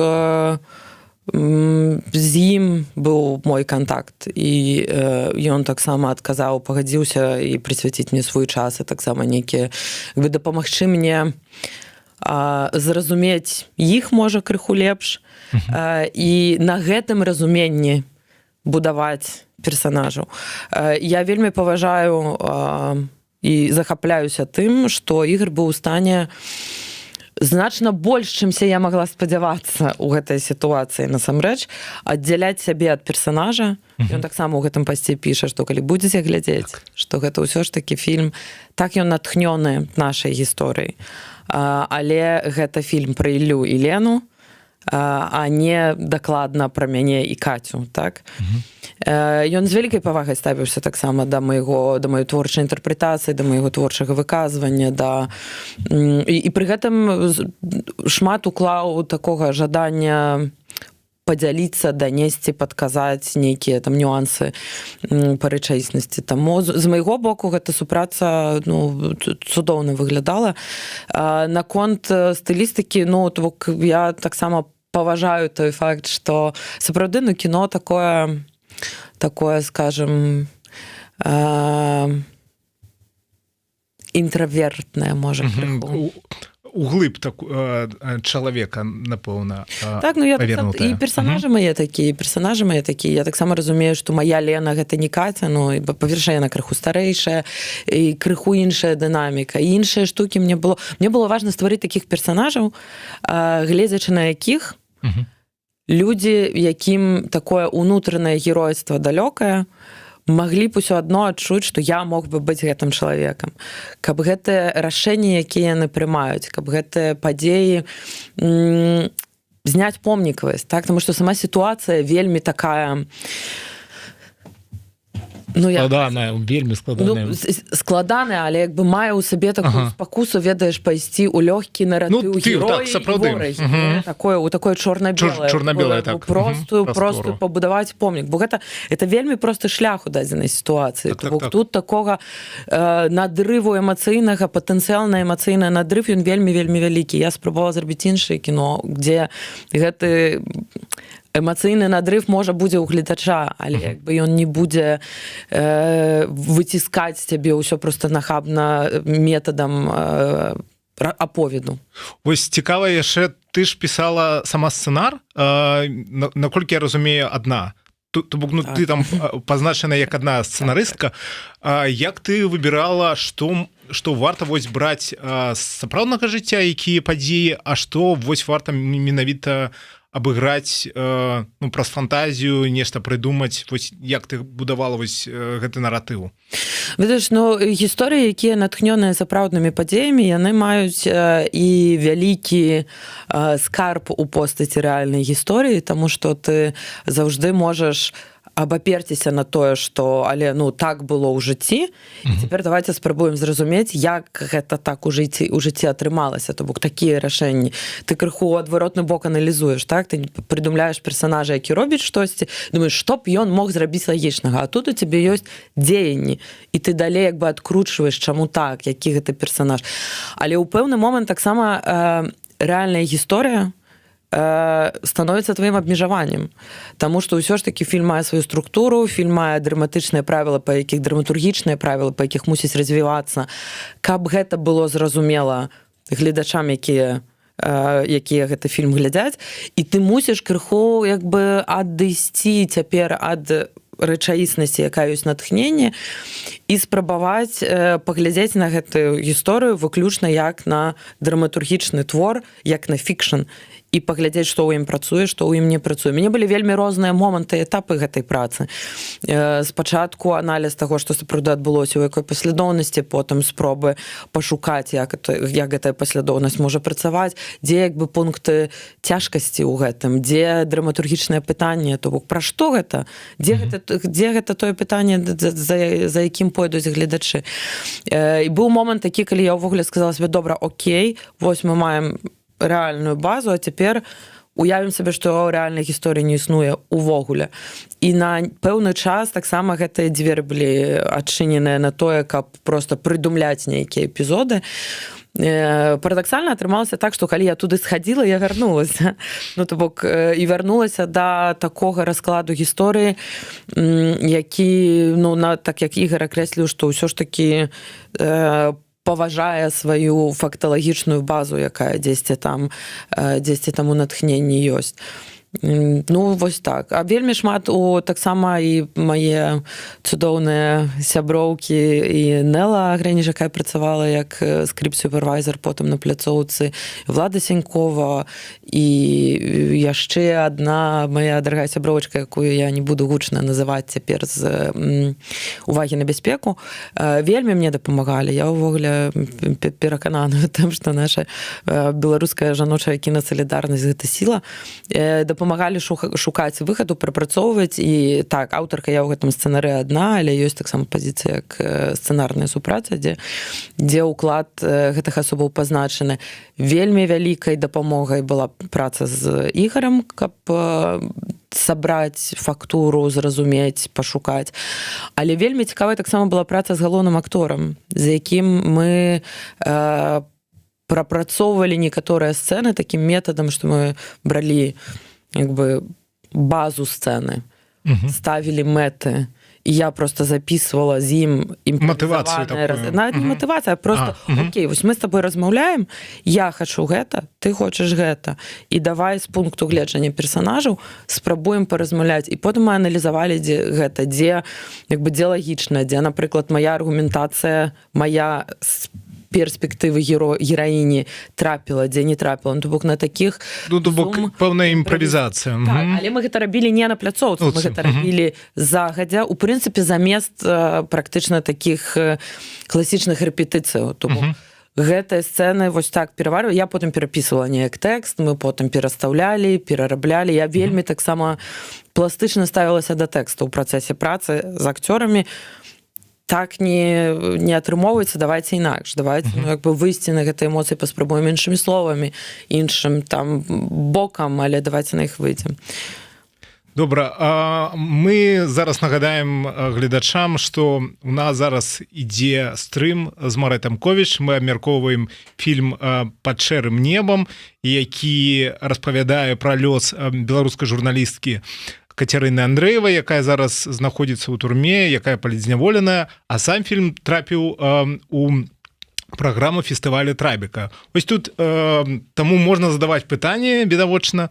Я тут задам адно сваё і адно потым ад нашых гледачоў. Вось на стварэнне твайго фільма польскі кінаінстытут там выдаткаваў прыкладна 1 мільён злотых, ці 1 мільён, дакладна. Знаете, польскі кінаінстытут выдаткаваў дакладна 900 000, агульны бюджэт фільма быў 1 мільён злотых. То бок гэта, калі я палічыў, гэта прыкладна 230 000 еўра. Зразумела, што гэта вельмі малы бюджэт для ігравога кіно, але мне, я ў цябе пытаў, мы таксама рабілі мінулы год размову тэкставую, але мне цікава таксама пра гаварыць гэты момант.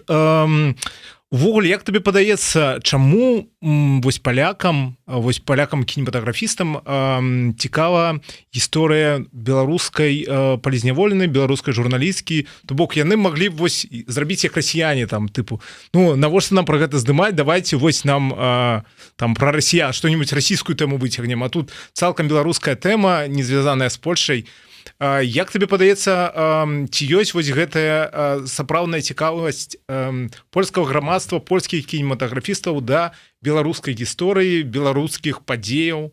Вось што ты можаш пра гэта распавесці? Слухай, мне падаецца, што таксама тут пытанне такое, ведаш, нюанс у пастаноўцы пытання. Таму што гэта пытанне мы задаем сабе з такой пазіцыі крыху горшых, і што мы прыходзім вось да тых, у каго ёсць, а ў нас няма, як бы это нам так вось, калі ласка, што мы на старце думаем, што наша гісторыя нікому не цікавая. Пра польскую рэчаіснасць знята ўжо сотні фільмаў, калі не тысячы. Пра беларускую рэчаіснасць такіх фільмаў ігравых паўсталі адзінкі, калі мы кажам пра сучаснасць. На сусветным кінарынку, у свядомасці сусветных гледачоў Беларусь проста не існуе. І гэта з аднаго боку, окей, цяжкасць, але з іншага боку гэта вялікая перавага. Любая гісторыя, которую ты распавядаеш, она будзе новай. Мы просто адкрываем новы свет, а новы свет заўжды цікавы. Таму у гэтай сітуацыі, мне падаецца, варта таксама шукаць плюсаў, больш за тое, што цікава польскаму кінаінстытуту ў маім адчуванні. Гісторыі, якія маюць патэнцыял на тое, каб стацца добрым кіно і на тое, каб быць цікавымі гледачам. Калі ты маеш моцную гісторыю з моцнай тэмай, моцным месаджам, моцнай драматургіяй, то тут ці гэта будзе беларуская гісторыя, ці гэта будзе гісторыя пра Польшчу, вядома, прасцей просто зрабіць польскую гісторыю фінансава таксама, калі пачынаеш думаць, што ну, ты здымаеш там на вуліцы, і табе не трэба пазалепліваць усё, што здраджвае польскую рэчаіснасць. Не? Але ну, я б таксама не дэманізавала таго, што ніхто не хоча мець дачынення з беларускімі гісторыямі, таму што яны маюць глядацкі патэнцыял. Людзі пры гэта свежая тэма. Людзі пры гэта нічога не бачылі ў выданні ігравога кіно. Людзі, якія прыходзяць на кінафэсты і глядзяць фільмы, гэта зусім не тая ж аўдыторыя, якая чытае уважліва, пільна навіны і сочыць за тым, што адбываецца ў нашым рэгіёне. Нават на досведзе кароткага метра, слухай, кожная размова, літаральна на кожным фестывалі гучаў сказ: ой, мы нічога не ведалі пра Беларусь, ой, гэта просто нам адкрылі нейкі кавалак абсалютна неспазнанага сусвету. Я думаю, што вядома, нашай слабасцю ёсць тое, што мы не маем сваіх нацыянальных грошай, які ў нашай гісторыі можам укладаць, але таксама нашай сілай ёсць, што ну, наша рэчаіснасць неспазнаная, не адкрытая, арыгінальная, цікавая, і трэба з пункты сілы да гэтага падыходзіць, я так думаю. Вось цікава яшчэ, што «Пад шэрым небам» гэта другі фільм твой, які прысвечаны таксама беларускай тэме, і Кацярыне Андрэевай таксама. Распавядзі, гэты фільм называўся «У жывым эфіры», гэта быў кароткаметражны фільм, ён быў прысвечаны выключна вось гэтаму эпізоду са стрымам з плошчы забыўся з пераменаў, так, дзякуй, з плошчы пераменаў, вось гэтага марша Бандарэнкі. Чаму ты вырашыла працягваць гэтую гісторыю ці зрабіць яе больш шырэйшай? Як гэта вось паўстала нават, чаму ты вырашыла працягваць далей? Даже насамрэч, гэта не была моя ідэя. Гэта была ідэя майго аднаго з маіх прадзюсараў, з якім мы на той момант працавалі над іншай гісторыяй, якую я ўжо там шмат гадоў развіваю і буду яшчэ па ходу шмат гадоў развіваць. І ну так, то бок мы былі знаёмыя і завязаныя на развіцці вось іншага тэкста, дарэчы, таксама беларускай гісторыі. І калі ён паглядзеў у жывым эфіры на прэм'ерным паказе ў Гдыні, ён пасля гэтага паказу нават мне раздрукаваў такую ў рамачцы, падарыў мне гэтае паведамленне не так даўно, што гэта была ягоная ідэя. Ён кажа, чаму мы мусім рабіць гэта? Чаму мы робім тое і думаем, як цяпер інтэграваць як бы тую гісторыю ў новую? Мы мусім гэта рабіць. Я спачатку была вельмі скептычная, таму што ну канкрэтна гэты эпізод, ведаеш, калі штосьці распаведзена ў 15 хвілін, навошта распавядаць гэта ў 90. І тут трэба было намацаць як бы увогуле як і пра што. І гэта два вельмі розных фільма. То бок так, як у жывым эфіры ён такі крыху больш, можа, жанравы, такі трылерны, так, ён на такім вельмі відавочным напружанні працуе, то «Пад шэрым небам» зусім як бы у іншай стылістыцы зроблены збольшага. Хаця эпізод з плошчай пераменаў там таксама ёсць, і гэта была самая цяжкая сцэна ў маім адчуванні да працы на пляцоўцы, таму што ты заўжды як бы недаацэньваеш складанасць выканання. Ты ўжо нібыта адно ж гэта зрабіў, і оно там неяк спрацавала. А нават у самім сюжэце, які распавядаецца ў кватэры, там ёсць змены, то бок ёсць вельмі шмат падобных рэчаў, але ёсць пэўныя нюансы, якія змяніліся, ну проста з увагі на тое, што іншая драматургічная структура агулам у стужцы. Ну і так, это было вельмі цяжка неяк абстрагавацца. Быў такі момант, што з акторкай, якая грае галоўную ролю, Лены Александры Вацьховіч, мы абмяркоўвалі вопратку, якой яна будзе. У нас было вельмі мала грошай, мы гэта ўжо ведаем. То бок, ну, выбар таксама быў мінімальны. У нас не было рэсурсу на тое, каб, ведаеш, там купіць невядома колькі гэтай вопраткі выбіраць. І вось мы там выбіралі, канкрэтны колер мусіў быць, бо гэта была там канкрэтная здумка, і прыйшлі да таго, што ну, з таго, што ёсць, тое, што было ў нас жыва, яно як бы там спрацавала, дык давай, можа, то. Яна кажа, слухай, не, давай штосьці іншае, хай яно будзе вельмі падобнае, таму што я проста спрабую і так ва ўласнай падрыхтоўцы неяк выйсці з таго стану, з таго фільму і абстрагавацца ад таго, што ўжо адно яшчэ там перажыла, і цяпер як бы перажыць гэта інакш. таксама з нашым усведамленнем прапрацоўкай таго, што там атрымалася, што не атрымалася, што мы хочам змяніць, што нават вось вопратку то мы ў выніку знайшлі іншую вопратку, якая выглядае вельмі падобна, але проста сам факт, што яна іншая, неяк ёй так унутрана дапамагаў. Вось яшчэ трэба, напэўна, закрануць пытанне, якое турбуе шмат вось беларускую інтэлігенцыю. Яшчэ прыкладна з 22-го года вось ідуць гэтыя размовы, там ці варта здымаць кіно у працэсе, калі вось доўжыцца умоўны канфлікт, вось у наш палітычны крызіс. Ты, можа, бачыла вось гэтыя спрэчкі вакол серыяла Крэсціна Андрэя Курэйчыка, можа, бачыла таксама, што пра серыял «Працэсы» таксама ім наракалі на тое, што вось вы там жартуеце пра там людзям баліць, а вы жартуеце. Табе як падаецца, твой проста фільм таксама укладаецца ў гэтую схему, у тым сэнсе, што ён распавядае пра канфлікт, відавочна, які яшчэ не скончыўся. Але як табе падаецца, ці варта здымаць кіно, калі сапраўды не скончылася вось гэтая гістарычная плынь, вось гэтыя складаныя калі будзем здымаць пра гэта кіно? Праз 20, 40, 50? У меня таксама гэта пытанне. Я цалкам за тое, каб, канешне, здымаць. Але ёсць людзі, якія, тыпу супраць. Вось што бы ты ім тады распавяла, аргументавала як сваю пазіцыю? Слухай, па-першае, так, гэта гісторыя натхнёная канкрэтнымі людзьмі, якіх я запытала, таму што я таксама разумею, што Каця сядзіць, яна можа хацець, можа не хацець, ейную адмову я б абсалютна ушанавала, альбо адмову Ігара. Калі гэтыя людзі кажуць, што мы не супраць, гэта гісторыя, якая таксама публічная, ты можаш на гэтым працаваць, то я лічу, што ўсе астатнія спрэчкі і дывагацыі наконт таго, ці можна, ці не можна, ці нельга, яны як бы ў маім выпадку проста адпадаюць. З працэсамі складаней, таму што гэта таксама такі абсурдзістка-гумарыстычная гісторыя. Хаця, мне было, шчыра кажучы, асабліва, калі я глядзела апошнюю серыю, да якой, дарэчы, таксама працавала, мне было не смешна ўвогуле. І гэта камплімент таму, што я бачыла, не?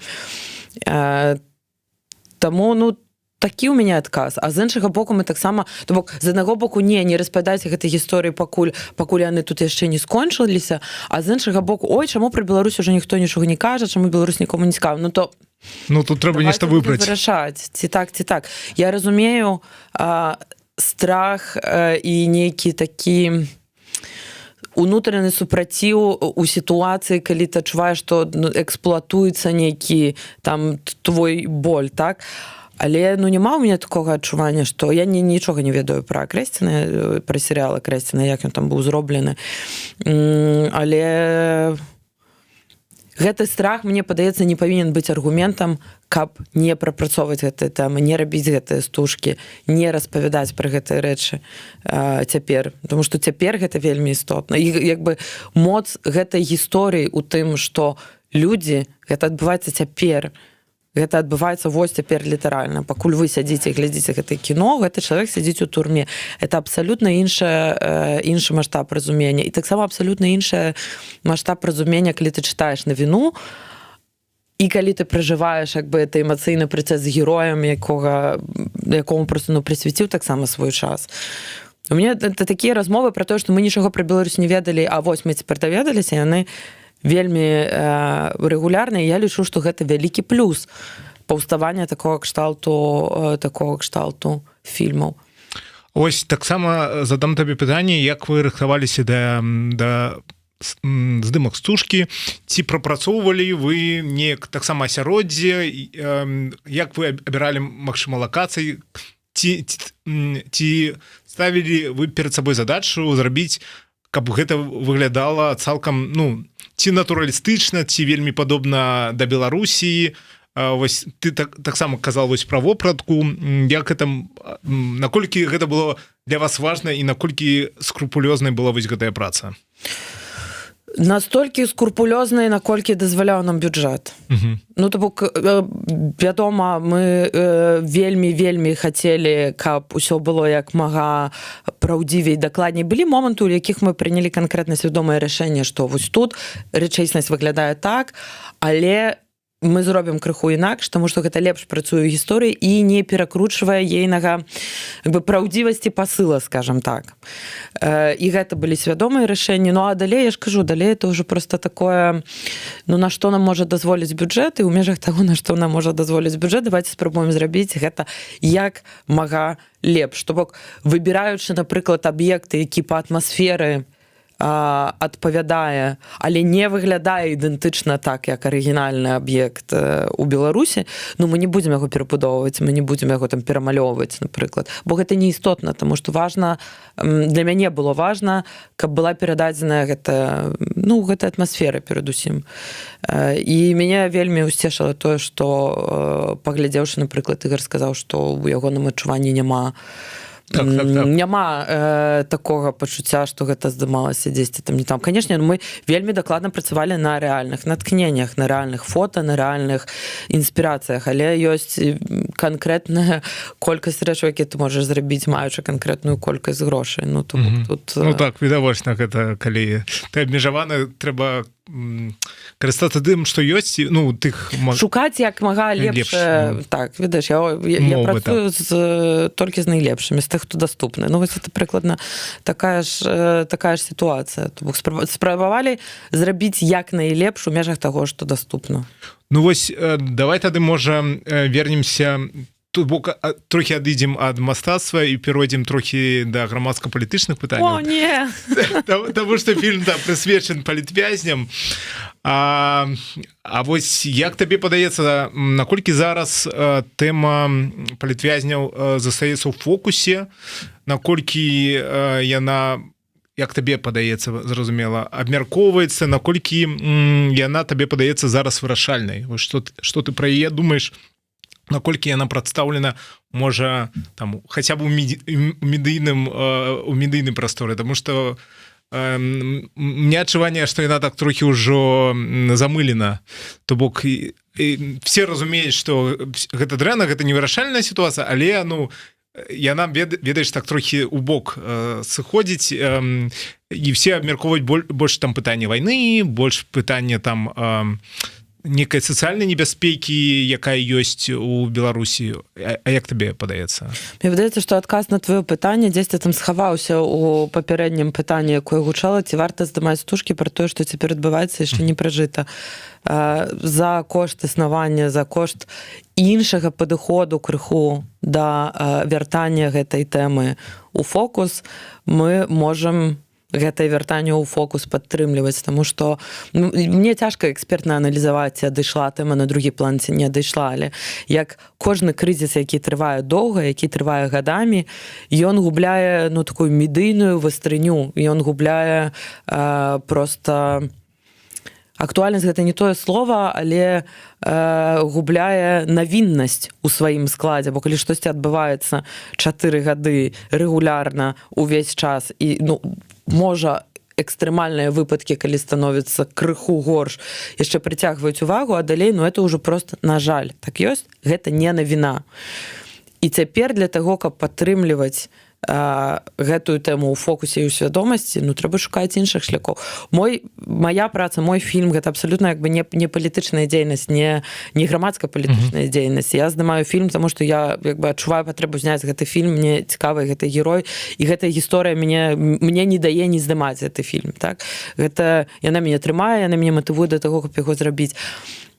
Ну, але калі казаць пра фокус на дрэннай сітуацыі, якая цягнецца доўгім шляхам, то мастацкае асэнсаванне гэтай сітуацыі, адлюстраванне, гэта таксама адзін са шляхоў падтрымліваць гэты фокус. Ведаеш, мы цяпер у такім даўгім замарожаным стане таксама бездапаможнасці ў гэтай сітуацыі, дзе нам падаецца, што мы не можам змірыцца з тым, як ёсць, мы мусім штосьці рабіць, але пры гэтым такога адчування і разумення, як мы, не маючы як бы абсалютна ніякай суб'ектнасці ў гэтым працэсе, як гэта рабіць. Ну і кожны знаходзіць, ведаеш, нейкія свае шляхі на тое, каб штосьці зрабіць. Ёсць праект «Палітвязанка», які робіць там вось тое, што яны робяць вельмі вузкі фокус, але ну гэта таксама уклад, гэта таксама падыход, гэта таксама нейкі фокус і нейкі бок. Ну, то бок, ці вырашыць гэта праблему палітвязняў, не думаю, але ці гэта уклад, ці гэта дзейнасць, якая патрэбная, так, ну разумееш.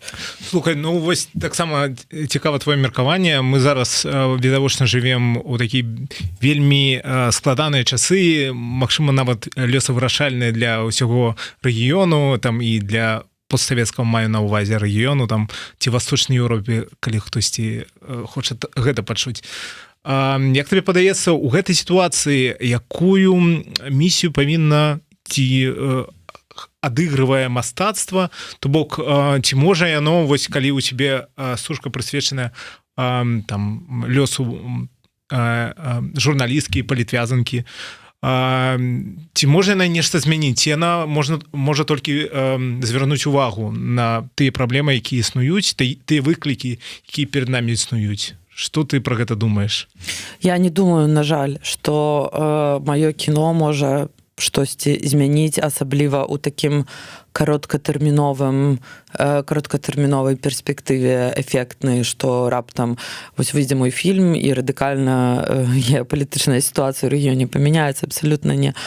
Але ці такія стужкі адкрываюць свядомасць гледачоў, ці ўплываюць на гэтых гледачоў, ці як бы ўплываюць на ўнутраны працэс у людзях.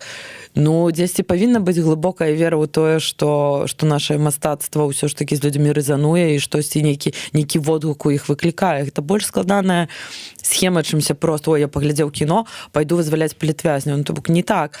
Але ну, для гэтага мы гэтым мастацтвам, мне падаецца, займаемся, каб тыя эмоцыі зварушыць. І нават, ведаеш, я глядзела кіно вельмі асаблівым чынам усё маё дзяцінства. Я памятаю гэтыя стужкі, калі выйшла там Legally Blonde, я вельмі доўга хацела быць юрысткай. На такім простым узроўні гэтая мас-культура уплывае на цябе, як бы таксама матывуе цябе, фармуе нейкія ўзоры, фармуе перакананні. Гэта софт-дыпламатыя, софт-пауэр, ну, выключна з палітычнай перспектывы, з палітычнага позірку на мастацтва таксама ёсць, існуе і працуе. І так, я думаю, што варта змагацца за тое, каб у нас быў там свой голас, каб нас таксама было чуваць. Вось таксама звяртаючыся зноў да прэм'еры фільма на фестывале Трайбека, які адбудзецца ў чэрвені у Нью-Йорку. Вось наколькі я памятаю, калі ты прэзентавала свой праект на Берлінале, вы шукалі прадаўцоў для фільма, калі не памыляюся. Так. Ці знайшлі вы іх? І ўвогуле, што далей пасля самой прэм'еры? Ці ёсць у вас разуменне, як далей апрацоўвацца? То бок, як вы выбудоўваеце, напэўна, вось гэтую шлях стужкі, таму што ён, ну, мне падаецца, што добры старт вельмі. Куды далей? То бок будзеце рушыць? Слухай, пакуль канкрэтнага плану куды далей пацверджанага няма, ёсць стратэгія, ёсць спадзевы, ёсць жаданні. То бок гэта не то, што мы абсалютна не ведаем, вось такая Трайбека і ўсё. У нас ёсць свая стратэгія выпрацаваная, як мы бачылі б фестывальны шлях фільма. Першым крокам была годная сусветная прэм'ера, сусветная прэм'ера, і пасля гэтага ты пераходзіш ужо да фестывалю, якія будуць тваімі там еўрапейскімі прэм'ерамі. У нас гэта імпрэза пакуль што яшчэ адкрытая, мы размаўляем, шукаем варыянтаў, так. Ну і далей рэгіянальныя прэм'еры, наступныя фестывальныя пляцоўкі. Гэта калі казаць пра фестывальнае жыццё. Відавочна, мы вельмі хочам, каб гэты фільм увайшоў у пракат у як мага большай колькасці тэрыторый, у як мага большай колькасці спосабаў там і ў стрымінгах, і ў кіно, і гэтак далей. Адказваючы на тваё пытанне, ці ёсць агент продажу, Трайбека вельмі памяняла гэта. Таму што з фільмам дэбютанцкім, ад прадюсераў-дэбютантаў, які таксама з увагі на спецыфіку фінансавання не праходзіў гэтага шляху па пітчынгах, па зборы грошай, па зборы партнёраў, праз капрадукцыі. Ну, то бок, вельмі цяжка з такім прадуктам, які сабе там гадамі гэтую гісторыю не выбудоўваў, а так найчасцей ёсць у выпадку ігравога кіно. Цяжка было прабіцца. Трайбека гэта памяняла у маім адчуванні. Трайбека гэта памяняла. Пакуль няма яшчэ ніякіх такіх канкрэтаў, якія магу ўжо так публічна агучыць, але ідзе працэс, вядуцца перамовы. Я спадзяюся, што гэтыя перамовы скончацца поспехам, і мы будзем ужо на прэм'еры з партнёрамі, якія адразу ж з гэтай прэм'еры спрабуюць таксама максімальна ператварыць яе далей у поспех, у далейшы шлях фільму. Ну, гэта добрая нота такая, на якой мы зможам скончыць. Мы зараз размаўлялі з Марай Тамковіч. Яе фільм «Пад шэрым небам» будзе прэзентаваны гэтым летам на фестывалі Трайбека у Нью-Йорку. Гэта вельмі уплывовы фестываль, другі фестывалі Амерыкі, Злучаных Штатаў Амерыкі. Там па ўзроўні як Сандэнс, фестываль незалежнага кіно, які прасоўвае незалежнае кіно. Таму будзем спадзявацца, што фільм атрымае ўзнагароды. Дзякуй вялікі. Таму пры мікрафоне быў Тарас Тарналіцкі. Вы слухалі Еўрарадыё. Пабачымся.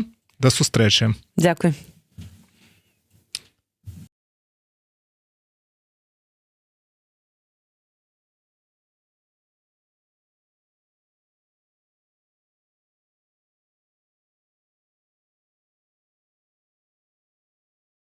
Які быў створаны